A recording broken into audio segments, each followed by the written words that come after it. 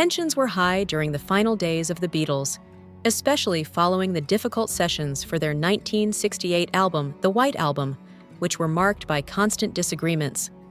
This period even led to Ringo Starr temporarily leaving the band. The atmosphere remained tense throughout the Get Back sessions, which would eventually result in their final album, Let It Be. The recording of Let It Be began in January 1969 at Twickenham Studios, with the initial concept being that the Beatles would work on an album while also preparing for a return to live performances, having stopped touring in 1966.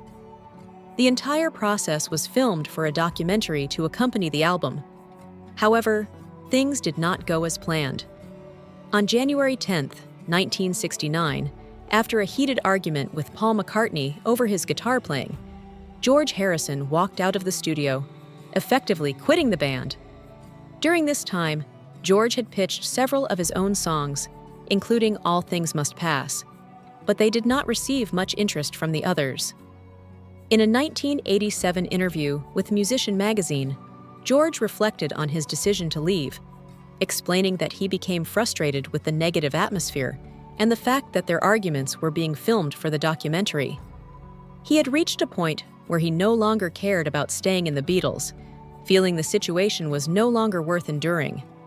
Although George returned to the band on January 15, 1969, under certain conditions, such as leaving Twickenham Studios, moving to the more familiar Apple Studios, and canceling any plans for live shows, he remained displeased.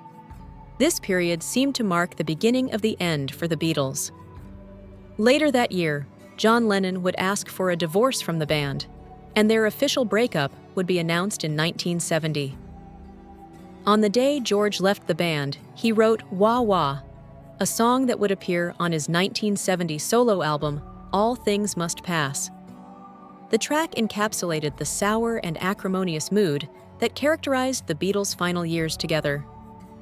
In an interview for the Beatles anthology, George described the feelings that led to the song's creation, explaining that the constant filming of their arguments, despite not escalating to physical confrontation, made him question the point of continuing.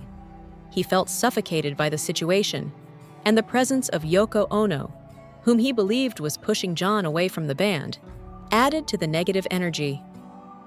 George recognized that everyone had reached their breaking point.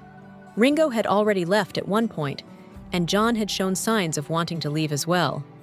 For George, the experience of being filmed while in conflict with his bandmates, combined with the stifling environment and creative control struggles, pushed him to the breaking point.